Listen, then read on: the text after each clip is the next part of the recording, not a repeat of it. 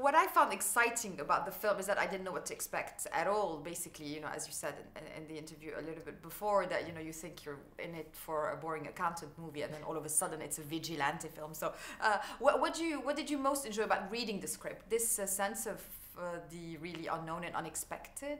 I think from the beginning of the story, where it starts and where it ends up, you really have no sense of the direction it's going to go. It really is this sort of beautiful, long and winding path to this very interesting sort of resolution of this story. And it's like a big puzzle piece. And, me personally, those are the types of, that's the type of film that I prefer. I want something that sort of makes me think, and I really have to follow along closely. It's not something you can kind of just sleep on. You really have to stick with the movie, but I believe if you're willing to do that, you get a great sort of reward at the end and how everything ties up. So I like the idea of seeing something that I feel like hasn't really been done before.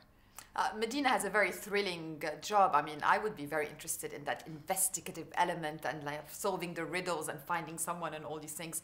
Did you kind of do a lot of research onto the job itself? Is it as exciting on a day-to-day basis, or movies make them a little bit more glam? I think this is probably the movie version of this particular job. Medina is an analyst at the Treasury Department. And within the Treasury Department, she works in the Financial Crimes Division. So that seems interesting to me because at least, there's something there in terms of, these larger than life, cartels and terrorist cells and things like that. If I could have, I would have loved to have visited the Treasury Department, and maybe after the fact they'll be willing to give me a tour. But I sort of like the idea that she is an analyst, and she's one of many analysts at the Treasury Department.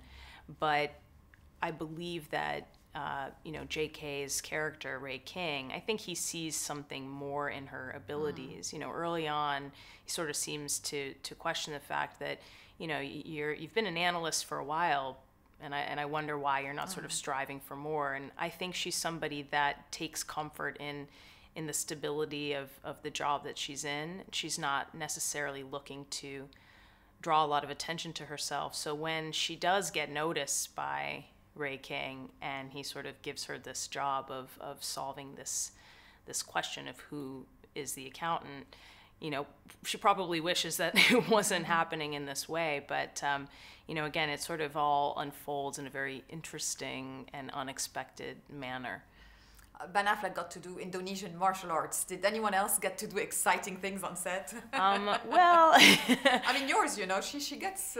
quite a stud, doesn't she? Yeah, I mean, I probably do more mental acrobatics than anything physical. But I mean, when I finally got a chance to see the film myself, I loved the idea that, even the action and the specificity of the fighting style, there's a reason really behind everything. And it really does complete the story of, the character of Christian Wolff and how he sort of came to be. And it's really interesting because, you've seen a lot of superhero films, an origin story, or this concept of an origin story. And in a way, I think The Accountant does a similar thing. There's a lot of flashing back and references to things that have happened in the past to explain who these characters are in the present. And I think the movie does that quite well, actually, for each character. You learn a little bit about who they were to understand who they currently are. And you definitely see that with the Christian Wolff character. And so even the fighting style, it's not sort of arbitrarily selected. There's a reason why it is as specific as it is. And I really think that attention to detail really makes the movie just sing in a really special way.